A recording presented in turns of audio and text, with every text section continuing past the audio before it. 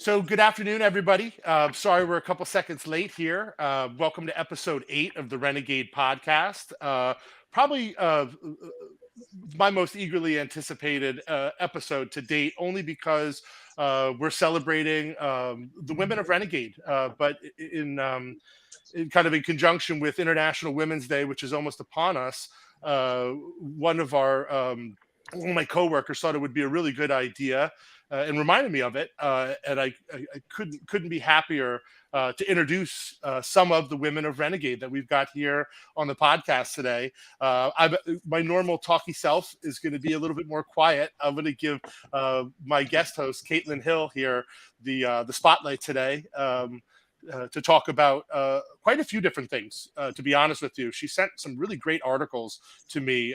Some of them enlightening, some of them were kind of those, well, yeah, moments while I'm reading them. And I'm really excited to take this time today to talk about this and talk about women in the workplace and everything else. So without further ado, I'm going to introduce Caitlin Hill and Chelsea Johnson, two of my coworkers here at Renegade, and two of our very best agents, Heidi Brown and Doreen Malcolm.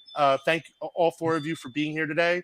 And again, without further ado, Caitlin, please, start us off. Danny, thanks so much for having us. And I'm going to go ahead and first address the elephant in the room. I'm super nervous because this is my first podcast, but I'm really excited to be talking with everybody about this because it's something I feel passionate about, and I can kind of marry the insurance world with my psychology background. And just to give you a bit of background on myself, I am the community and engagement manager here at Renegade. That's a recent title promotion for me. I was previously working in training and onboarding for Renegade, and have 5 years in insurance experience and both a bachelor's and a master's in psychology with a focus in women's health issues. And so I want to go ahead and take it away to introduce the other wonderful women on this chat today.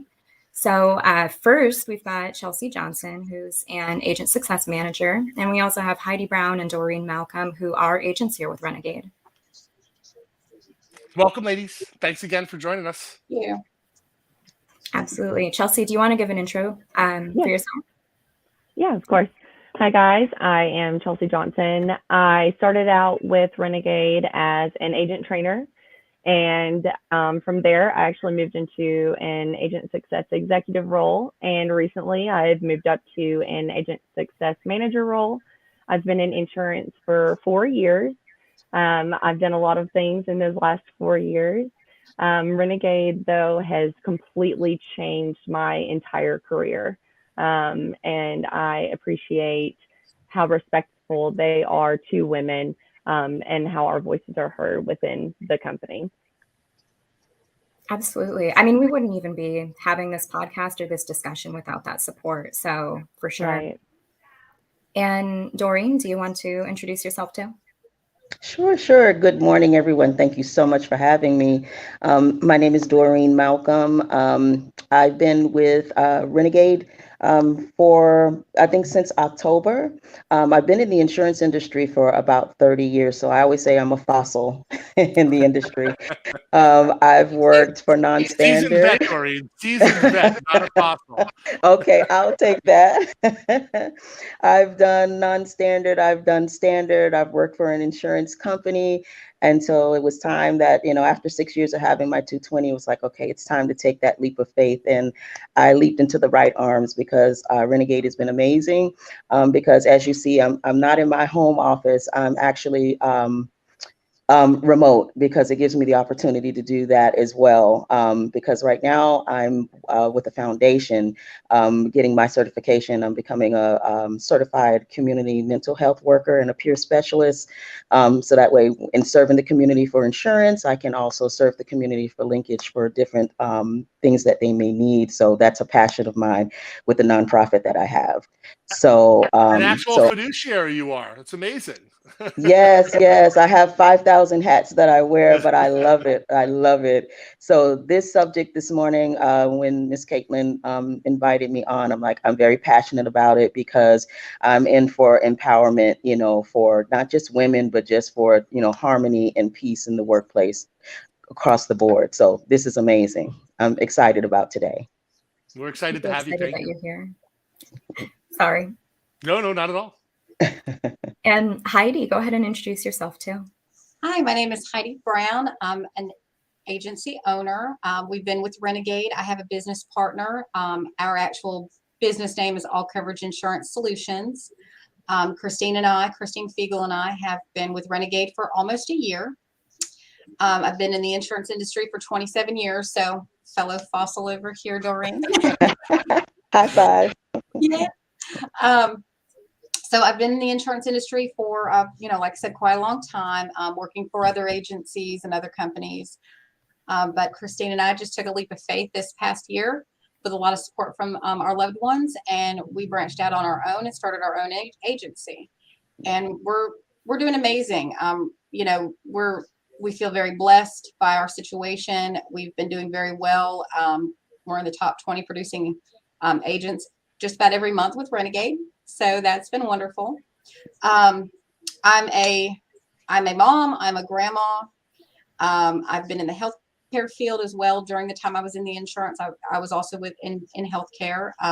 Christine and I, this is actually our second business. We did have a healthcare business for several years, a home companion service.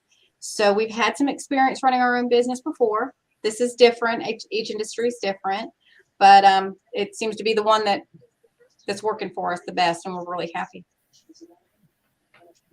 Awesome. Well, I'm so happy that you guys are here today and that you've been with us in general for some time now. Lots of good experiences have been had and to come. So really looking forward to that. And in terms of the topics today, I think the first thing that I want to kind of start out with is imposter syndrome. So this is something that everybody can experience. But the thing that's striking to me is that this is really prevalent amongst women in the workforce. So if you look at a survey of women, about 75% have said that they've got experience with this. And when you focus that particularly to female CEOs, 85% is what that number jumps to, which is really striking to me because, that's it's just incredible that, most of us have had experience with that. And what it is, basically, it's a psychological phenomenon. Back in the 70s, it used to be a syndrome, but we no longer call it a syndrome, more of a phenomenon now, where basically you don't feel like you deserve your job. You don't feel competent enough, or that all of the accomplishments, the accolades that you've accomplished aren't your own. You might even feel like you're fooling people. You might be fooling your team, your managers. So this is something that's really difficult to overcome. And I want to talk about our experiences with that today. So anybody who wants to jump in first, I'd love to hear your thoughts. I'm going to. I experienced this several different times in my life. When I was promoted to managing an office, when I used to work for Allstate many years ago, I was, obviously that was quite some time ago. So a female manager. The insurance industry is fairly well male dominated, okay, when it comes to the leadership roles. And I definitely felt out of place at meetings when I'm one of the only women in the meeting. I was often accompanied by the person that owned the agency, the gentleman that owned the agency, almost like I couldn't be there on my own, It gave me feelings that, maybe I was in the wrong position, or maybe I wasn't as smart as I thought I was, or accomplishing things the way that I need to. And I think that with people, men and women, when we have roles at work and we have roles at home, we're a wife and mother, or a husband and a father at home, and then we're a full-time worker, all the pressures of our life. I think it's systemic. I think it causes feelings of inadequacy when we're not present enough for our children, or because of our children, we're not present enough at work. We constantly feel like we're on a teeter-totter of never being present where we're supposed to be enough. And I think it causes these feelings of inadequacy, these feelings of, lack of self-confidence, that we're not doing anything well enough, so we don't deserve to have any of it. I've went through this several times in my life. When Christine and I opened the agency, we literally went through, and sometimes do still today, sometimes feel like, I don't even know how we're here. Like, do we deserve this? What if we screw it up? So we've turned those feelings into humbleness, positivity, hard work.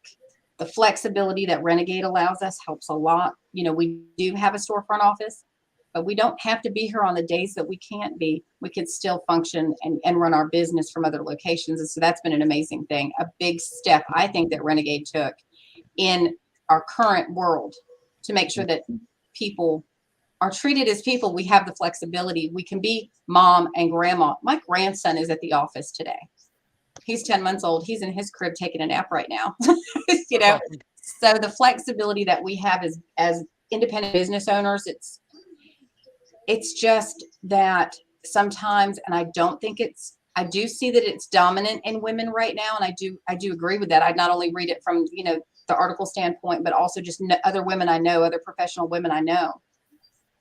I do see the phenomenon as constant. All we can do is just keep reminding ourselves we're here for a reason. That's what Christine and I do. Absolutely. Yeah, everything that you say, I think can resonate with every person on this call and with everybody listening in as well. And I have to say, by the way, I love that your response to some of those feelings is, you know what? I'm going to become a business owner and I'm going to totally kick butt at doing that. And That's amazing. I love it. Thank you. Yes, that's amazing because just to extend off of what you're saying, because I feel the same way. I think that was the same thing that made me move. It's about purpose. And once we know our purpose, I've worked for women, I've worked for men, but one of the things that I've encountered, and this is in the corporate world, or if you're working for a mom and pop agency, people put in positions because of who they know and not because of their experience.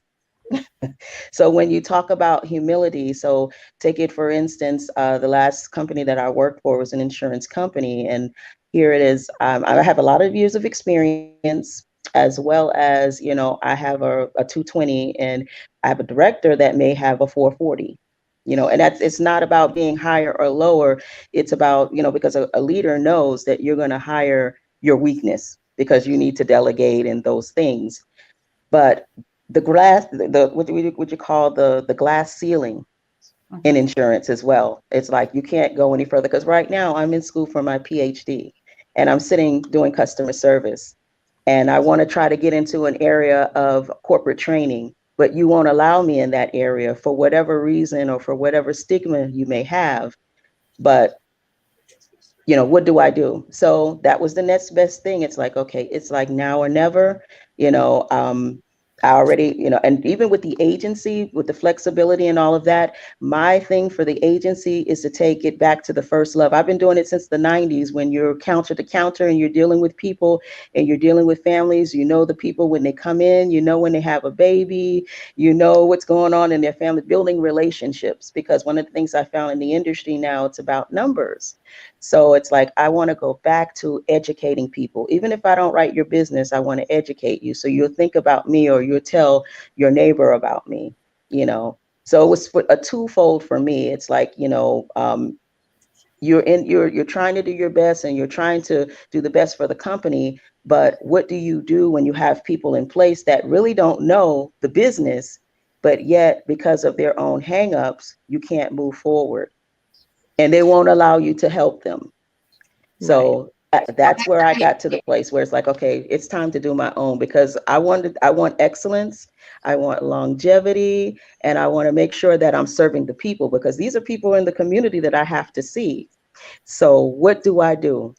The next best thing is to start my own, so that way I can do it the way that I would, treat people the way that I want to be treated. So I have to say that I appreciate Renegade as well, as because I've been with them since October, and there's no pressure on sales. And, well, what are you doing? Miss Caitlin reached out to me in January, was like, hey, I'm here for a helping hand. And, we brainstormed, because a big part of my marketing is me being in the community. And that's what I'm building on, because I also want to give a platform for young people that want to get into the industry and want to learn it the right way. So for me, it's not about the money. It's about educating and serving. So that's kind of what I've experienced. And that was another reason why, it was a burning sensation for me to do my own, is the glass ceiling, especially with women, educated women. Where do you go in insurance except for getting your own, without, stepping out and doing your own thing because you can't Right. move. And you're right, Doreen. I have just like another outlook on outside of an agency owner standpoint. So unlike the two of you who have been in this industry for years and years, I'm fairly new to it. I've only been in the insurance industry for about 4 years, and I got into it whenever I had my son. So I'm younger, and the first insurance agent that I worked for kind of made me realize exactly what I did not want in my career. I remember it was, a captive small town agency. And I remember one of my coworkers, who was a male, was able to have his own office, but the females were not. I also remember the fact that it was not okay for me to bring my son to work, but it was okay for my coworker to bring their dog to work because it was unprofessional if I brought my son, right? I'm a mom. That is my first job. That is my main job. And at this point, I was a new mom. And so for me, it just was not the right time to be an agency owner. I did have, that presented to me, but I haven't got to go to the baseball and football or sporting events. I haven't got to go on field trips because my son is so young. And I wanted that. And I knew that if I was to start an agency, I would miss a lot of those things just because I would be working on building that empire. And I just wasn't there yet. So through a lot of trial and error, I came upon Renegade, and this is just it's not a job to me. I absolutely love it. And this is the first job that I've had that I truly am so passionate and enjoy everything that I do. It's a different world. It's a different community within Renegade. And it's just taken me to a completely other level within my career. I stepped in, low on the totem pole, and I've noticed a few things and voiced my opinions. And the next thing I know, I'm sitting here in a meeting with the COO of the company, voicing, my ideas and opinions, and my voice was heard. I've never had that ever. And you don't have that especially in the insurance industry as a female. So this has been just a complete, this has really taken my career where I've wanted it to be from the start. It's just a different atmosphere, and I appreciate that. But for me, it took me a while to get here. It took me a couple of years to get to this level. And so just on that different aspect of, I wasn't ready to start an agency. It just wasn't that time in my life. And so that's just another outlook on it as well. I feel the same way. That makes me so happy to hear you say that, Chelsea, because I felt the same way about Renegade, and honestly, for a lot of the same reasons. I've dealt with a lot of bobos in this industry that were in a position because people like to play golf with them, or people could handle the fact that they could handle what they were going to say in the meeting, right?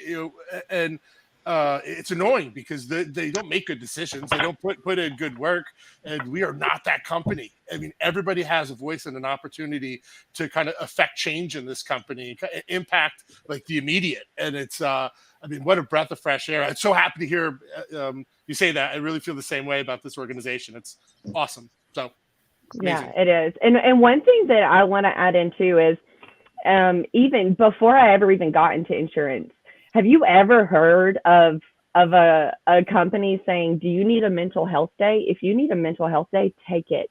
Take a mental health day. Like, that's unheard of. But I know for Caitlin and I both, our boss, and that's acceptable and it's okay and it's understood. And I'm just like, what? Not in the insurance world. Exactly. I'm in the nonprofit side. The nonprofit side, I'm with an amazing foundation, the Crockett Foundation. I mean, and this is an amazing place to be, but in the insurance world, no, it's like you're grinding, and that's why when I was introduced to Renegade, and when I really learned how mobile it was and how flexible, it was like, okay, this is what I need. You know, there's no pressure. You know, so it's amazing to hear that the back end is just as exciting as the agent end. It really is. It really is. It's and as a mother, like, I mean, being a mom that's my first job. My baby comes first. He always will. And so it's insane the fact that, you know, upper management, they actually care. They care about you. They care about your family.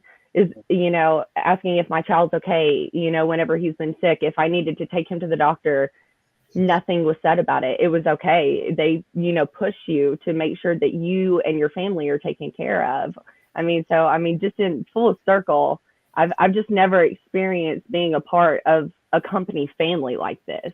And it's just, it's how it should be. It's how it's always should yes, have been. it absolutely is. Well, It and think of it absolutely in is. terms, I mean, let's be honest about it too. Like, it's beneficial for the owners, the employers to treat their employees this way, because at the end of the day, you know, that mental health is what allows you to excel and to do the fantastic things that you're doing in your job. And if you don't have that mental health and you don't have that peace of mind, whether it's with your family or inside of your workplace, you're not going to perform at the level that you need to, that the company needs you to. So it's advantageous for them to treat us this way, you know, to treat us like humans. In one of the articles, Caitlin had said, all work, no play, the famous Jack Nicholson quote, right? But it's so true. I mean, I know it's not necessarily play, but, you know, it's family, but all work, no play. We need to be human in order to do our jobs. It's part of the deal.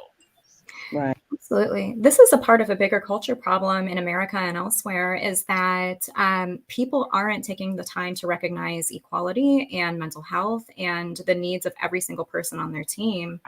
And I would say a big takeaway that we're seeing here is that find a place that respects you and values your voice, values your time, because that makes you whole. That makes you able to give back not only to your family, but also to the company as well. And if you're not there, look for it. And at the risk of just kind of sounding like, you know, we're amping Renegade, we are. Like, this is an amazing company. I just want everybody who's tuned in to have that same sense.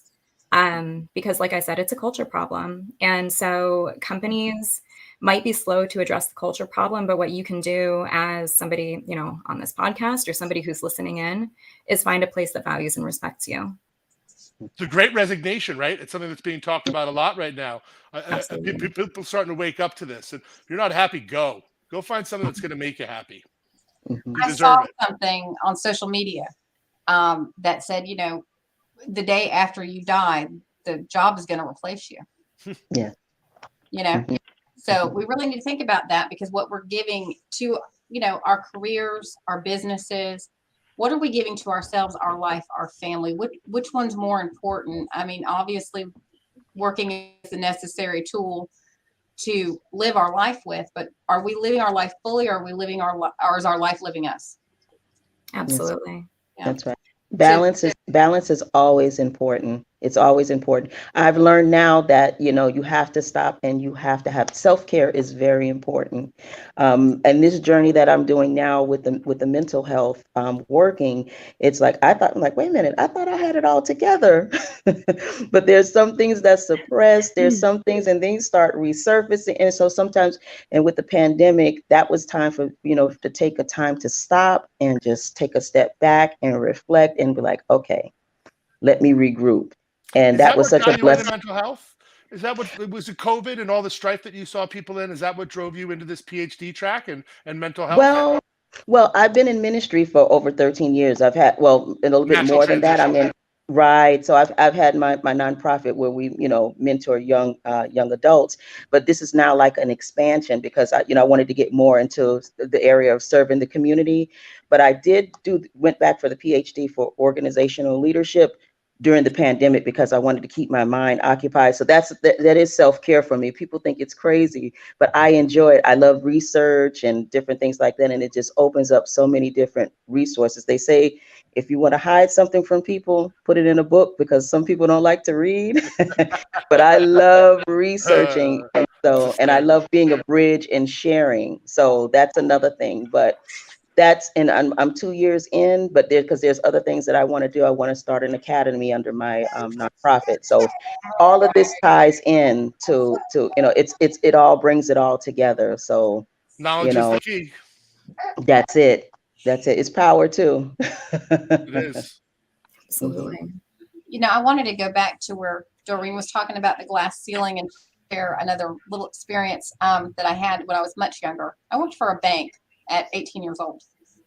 And I worked there for a couple of years or at least a year. And there was a opportunity for a promotion across the aisle. So, as a teller, there was an opportunity to go into the customer service or the lobby side. And I was qualified for it. I had enough time in it. I had enough knowledge. They basically told me, well, you're just too young. You're just too young. You won't be able to do that because you're too young. I went on before I left there, I went on to train not only the person that got that position, but actually the branch manager. I took part in her training, but I never got to go above the teller position. Just out of because I was curiosity, too young. Heidi, who was because Chelsea and I were talking about this prior to the start. Was it a woman that was holding you back, or was it a man? Because it's shocking how often you hear it was a female in power. It was a woman. Crazy. I mean, that's just crazy to me. Yeah. But not surprising, I guess. But given the whole nature versus nurture kind of aspect of what we're talking, but that's crazy. That a lot of times it is a woman too that's holding. Yeah, you would think. Anyway, I'm sorry to interject. I was just curious. No, yeah, it was actually a female coworker. Wow. And what's crazy is that the young people that I mentored, that's one of the things, because when you're young, age is just a number, and wisdom is what counts. And we can have all the book smarts we want as long as you have common sense, right? So that's one of the things that I would impart into the young people and teach them how to be poised, because I was like that. There's sometimes that and like they say, even in ministry, that I've had to approach older people that may be old enough to be my parent or my grandparent, and sometimes you have to tell them things, truth and love, that they don't want to hear. And so that happens a lot. That is another stigma, you know what I mean? Because we as older people, young people, they have a whole lot to contribute as well. Right now I have an amazing team lead that that was able to really pour into me yesterday when I needed time to take a step back to help. So these things happen in the workplace all the time, and look at what you were able to accomplish. You know what I mean? If they what if they had given you more of an opportunity to do, look how far you would have been. But sometimes too, you have to realize that sometimes it's protection. We think we're being rejected, but it's actually protection for something better.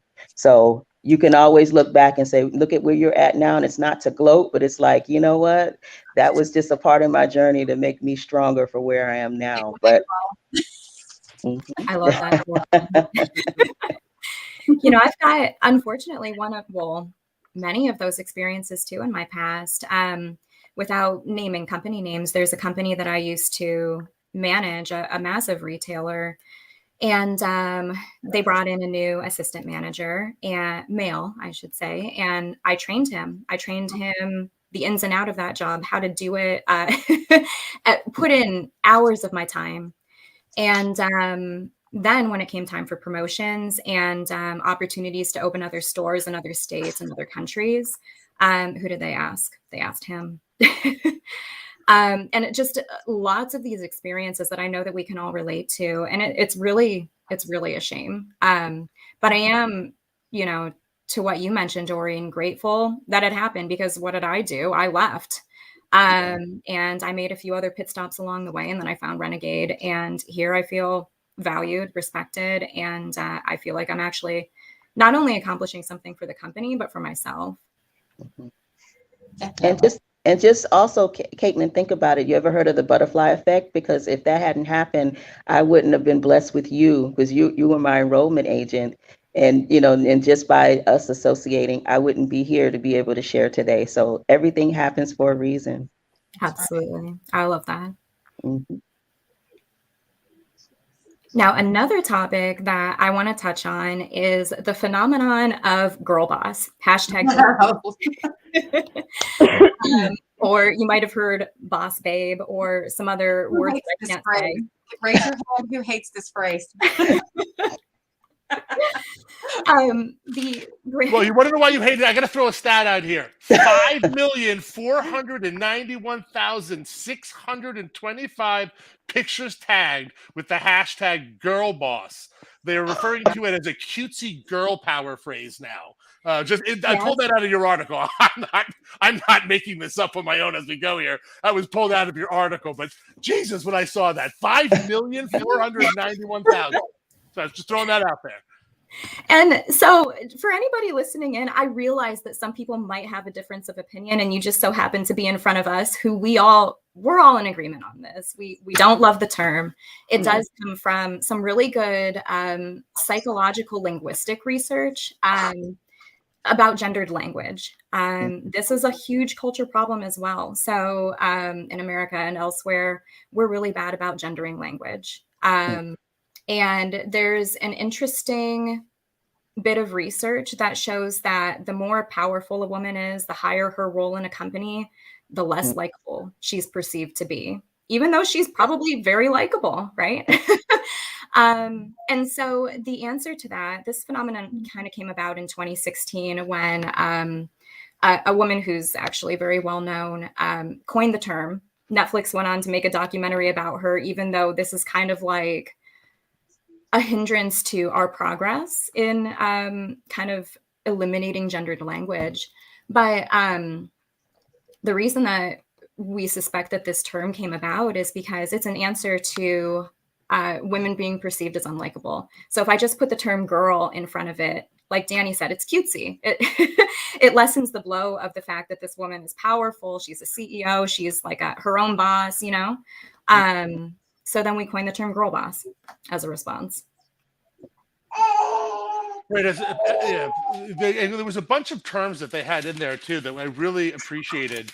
Because you're talking about like just generally how you phrase stuff. But I mean, I'm going to get crass at a level here. But Sweden, which I didn't realize that Sweden pioneered kind of most of this movement. I'm not surprised by that, but even to how they were talking about snop and snippa in that article, which I'm not going to get into, but everybody here read that, so everybody knows what I'm talking about. Unless you want to, I'll let you take that one, Caitlin. But there was so much terminology that made me think differently than I don't know. I found a lot of this very enlightening. So I'm sorry I'm not really interjecting anything here other than awe, but please continue. No worries at all. I don't know, Danny. Can we address that? Yeah, well, I think why not? I mean, it's not. I mean, it's print. It's educational. I mean, it also speaks to how language can impact someone's ability or how they think about themselves, right? I mean, Yes. it has a direct correlation with how people think of themselves, and just the fact that it's always men and women as opposed to women and men. Right, just flipping those two words, making it women and women and men is going to change. I mean, statistics don't lie, numbers don't lie. When they ran the studies in these articles, by just flip flopping women versus men, statistically, people ended up doing things that were more not biased. Is the wrong way to put it, but geared towards the women inside of whatever framework they were in, as opposed to if you flip it to men versus women, everybody gears it towards men naturally. It was really interesting. Absolutely. Yeah, we have a real habit of doing that, gendering language, and there aren't always female equivalents. And that's, part of the bigger conversation. How do we educate? How do we change it? But yeah, I mean, so we saw a show of hands about how everybody feels about girl boss. Does anybody want to address that? Talk about it? Your personal opinions on it? I'll do it. Well, First of all, I hate the term boss to begin with. Boss is not my favorite term to begin with. I feel that, somebody that's in a leadership role, there's no I in team. Obviously, the term boss is more of I tell you what to do and you do it. A leader shows you what to do and does it with you, and then we're all successful in a team mentality. So I don't like the term boss to begin with. And let's think about the derogatory side of bossy. Nobody likes somebody that's bossy, So when you add girl boss to it, you're almost just envisioning this nosy, bossy little lady that is telling you how to do everything and live your life. I mean, I just don't like it, and I don't like it in the role of the man either, And I think mansplaining is awful. I think that's also an awful term. That if I were a man, I would feel like that made me sound unintelligent. Like that I can't communicate the same way that you do. That I'm not capable. I don't. Well, like I appreciate that. We really have done that to ourselves as a gender. Let's throw that one out there. We did that one to ourselves by mansplaining. So and I don't like the word either. Women have done a lot of our stuff to ourselves too, right, to be honest. Right. But just if we focus on leadership and encompassing everybody in basically like a community mentality, I just think these phrases need to go away completely. They're just terrible. I mean, and Doreen, I'm about to get Doreen's attention. What would the difference historically be if it was in the Bible and it said we instead of she? Come on, don't now. Don't start nothing. Right. Right. It's kind of like, we in society have gone between vilifying women and then there's this other situation where we're supposed to be elevating them above. I don't want to be below a man or on top of him. I want to be beside him. And that's what I want. Absolutely. I want back from him, and as far as the career is concerned, I want to stand shoulder to shoulder with my people. I don't want to stand there and tell them what to do. My business partner wouldn't appreciate that, and I wouldn't appreciate it, from her either. There's no boss in this office. I absolutely love that, Heidi. Your point of view on this is amazing. And Chelsea, I'm going to put you on blast for a moment because it just reminds me of something that we talked about this morning. Feminism. So I heard from Chelsea, I'm not a huge feminist. And I love that you shared that with me because to Heidi's point, we're actually talking about equality. We're not talking about women being higher than a man or below a man or, anybody being anything other than equal. And that's exactly the goal of it, is for everybody to be equal, same pay, same respect, same rights. And that's what we want. Sorry, Chelsea. Oh, no, I don't care. You're fine. You can use all my words if you want. Maybe not all of them, actually. Uh-oh. No, Caitlin and I were speaking, earlier this morning, and that's what I said. I said, I'm not a huge feminist, which it's kind of crazy for me, especially because, I do have a future wife and I am, a female and everything that I'm trying to accomplish and so forth. But I just feel equal. I'm not trying to be above or below anyone. I'm like Heidi said, side by side. Absolutely. I definitely agree. I mean, right now it's just me, and I'm building a foundation so that way I can bring others on. So I love, when Heidi said that about leadership, because leadership is so important to me, and I believe in, leading by example. And just like you say, shoulder to shoulder, I'm gonna be in the trenches with you, because I can't ask you to do anything that I wouldn't do myself, So You know what I mean? So that's why this is I'm loving what I'm doing right now. I'm just building the platform so that way when I bring people in, I already know how I want the flow to go and everybody's uniform, because I believe in consistency as well. And so that way we're all on one accord, because I've worked in so many different organizations that they have all of these, core values and how we're gonna, kumbaya, but then there's so much discord. And then, and I walk in peace and harmony. I try to anyway. So then it's like, is it just me? That's another way of me knowing, okay, I'm in the wrong place. It's time to move. But I totally agree with you. It's like it comes to a point where it's like we have to get to a place where, and I'm far from being a girl. That's the number one. So if somebody calls me a girl, I'm gonna be like, excuse me. At this point, I walked through my journey and I'm a woman now. So that it has a lot to do with maturity. So yeah, when they call you something like that, you have to discern exactly what their motives are for what they're saying. So call us what we are. We're strong and we're entrepreneurs and we're business women, or business partners. That's what we should be, not, That was one of the things in the articles, Mrs. versus Miss. How they banned it in Europe. So what do you guys feel about that? I wrote that down because I thought it interesting, because I didn't understand the negative connotation around Miss versus Mrs. Oh, I was raised military on both sides of the family. Everybody was sir or ma'am or miss or Mrs. Right? It was a proper way to address someone out of a sign of respect. So I was interested when I saw that Miss and Mrs.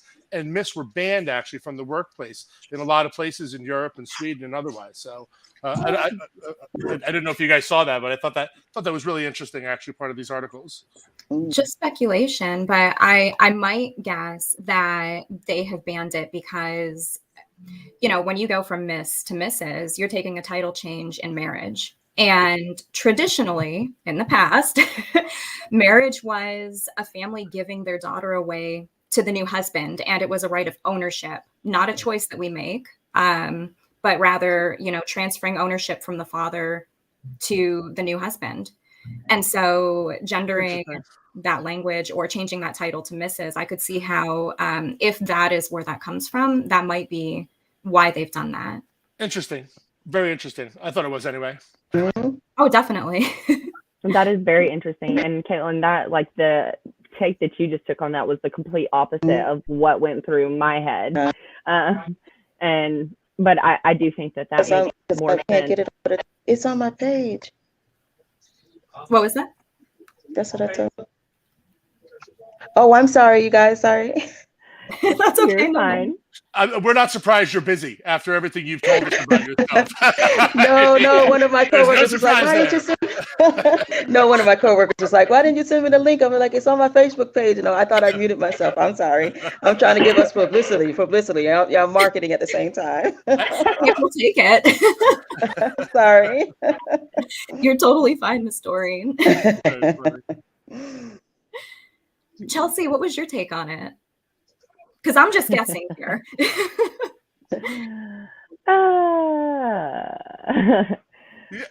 Listen, this is a loose podcast here, Chelsea. So anybody who's seen me, I'm a crazy person. So yeah, well, so am I. So am I, and I'm very, very much outspoken. But I'm just gonna kind of like open the can of worms. But my thought was taking that out is just to do with all of the gender neutral, whatever it may be. I'm personally not.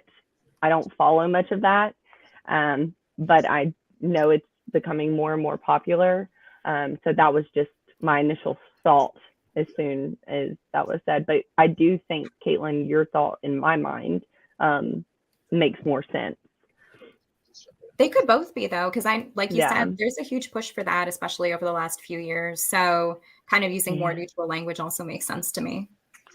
Well, the idea of server versus waiter or waitress, right? Yes. It doesn't add Yeah. any kind of connotation. It just is, it defines the job being done, which is really right. I mean, that's a true meritocracy. It's just we're all judged by our efforts and our performance, and that is kind of what we're all hitting on here. Like, what does it matter what we look like, where we come from, what our gender is? Like, did I get the job done? Okay, where's my promotion? Where's my money? Like at a level, because fair is fair. So we're gonna find that though, because it's certainly we're getting there, but we're not there in any facet of our social or business lives. Absolutely, it's a long way to go. I always want to acknowledge progress, and we've definitely made strides. I think, especially over the last few years, but there's still a long way to go. Something that I shared with a few of you on the chat before we actually went live this morning, because this is a thing that's still happening. Just a couple weeks ago, I ordered new cushions for my patio set, and it came time to decide whether we wanted to ship it or whether I should go pick it up. And I'm speaking to a woman, and she's pointed out that I live maybe an hour from the warehouse. And she's like, well, you could come pick it up instead of ship it. And I was like, well, how much is shipping? And she told me probably about $80. And I was like, okay, I'm about to answer her. And she interrupts me and she says, well, do you want to ask your husband first? And I'm like, excuse me, no, I will come pick it up. And that's the decision I have made. Right. It's so funny because Caitlin is going to have a husband, but if that comment was said to myself, I don't have a husband. I'm in 15 days, I will have a wife. So that will never pertain to Congratulations, by the way. Now that you said Thank that, you. I want to put you on the spot, but Chelsea's getting married in 15 days, everybody. So yes, Congratulations. her poor parents, Thank though, because her sister got married last week, apparently. So, I mean, you guys couldn't give them a break at all? Like, really? Like, I know my mom. Well, we were going to do a little elopement. We're doing something very small. We're going to have an actual reception a year down the road, but we are just going to do something very small and just kind of, have our initial wedding in 2 weeks. But my mom was like, Chelsea, you're going to have to give me a few days to recoup. And I was like, days? I'm going to give you a couple months, Mom, Dad, But thank you so much. Chelsea, you bring up an amazing point too, though, because not only are you going to have to still deal with people doing that to you, your husband, but then you've got a whole nother layer of, no, excuse me, don't assume I have a husband. I actually have a wife. Yes. And that we've got so far to go with that too. Yes. It's insane, especially because, we all know I'm a very blunt person. I do not look like I would have a wife. I don't.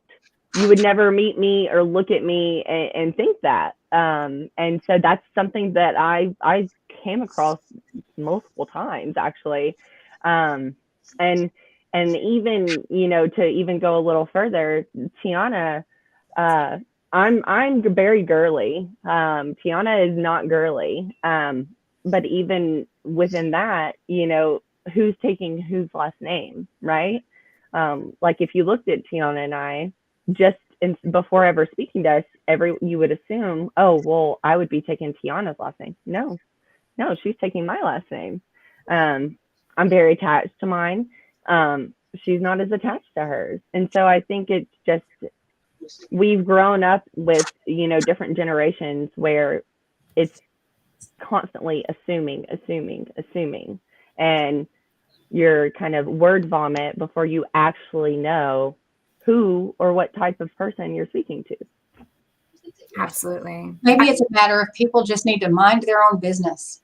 See, I was waiting on Heidi to just come on in. And Let me hand you a broom to sit down doorstep with. Okay. You see why Heidi and I are like this. It's making more sense every second. Yes. Heidi and I are very blunt to the point, and we do not beat around the bush by any means. Yeah, but that kind of open dialogue. Well, I'm like that too. I'm like that too. Yep.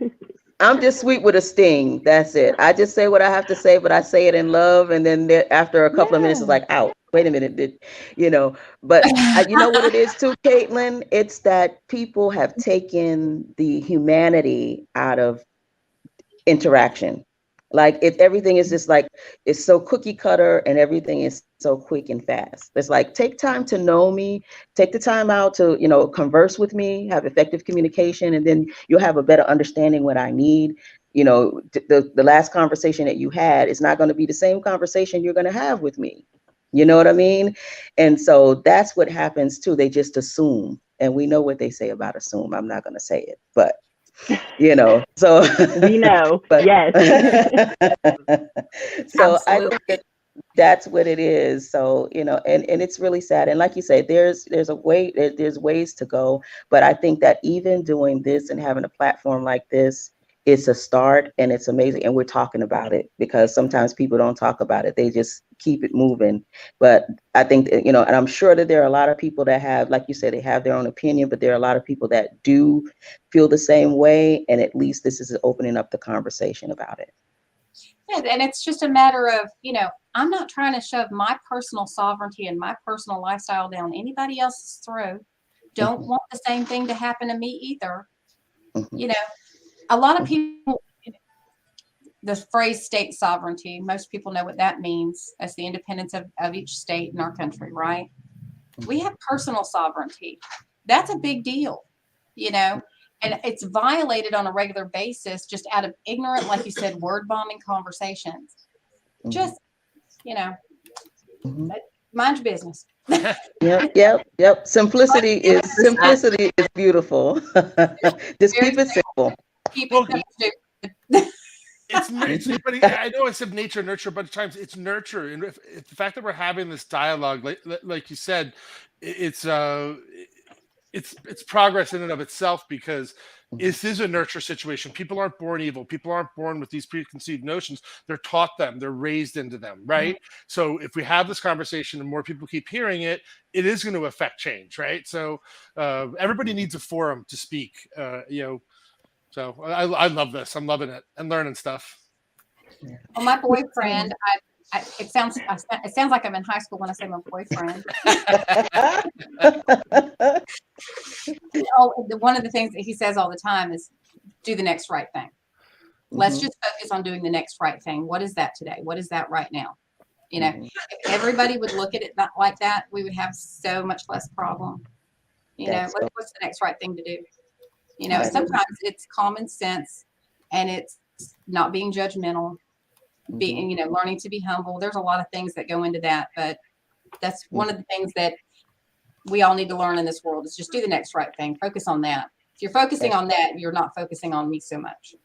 And that, I mean, Heidi, that's important, obviously, with whatever industry you're in, but that's extremely important. Being humble and doing the right thing, especially for women in insurance, it's extremely important. Gaining someone's trust is 50% of your job. You have to have your insurers, they have to trust you. They have to have faith in you. You have to be a very humble, and you have to be, like Miss Dorian was saying earlier, be an educator, be an advisor. And so it plays a huge role for us, especially in our industry, because we're having to take those steps. We're having to gain that trust. We're having to do those things. Whereas men are not having to do that. It's what they say. It's automatically, okay. They're all automatically trusted. We're having to prove ourselves. Yeah, And that's part of what we need to see change. Yes.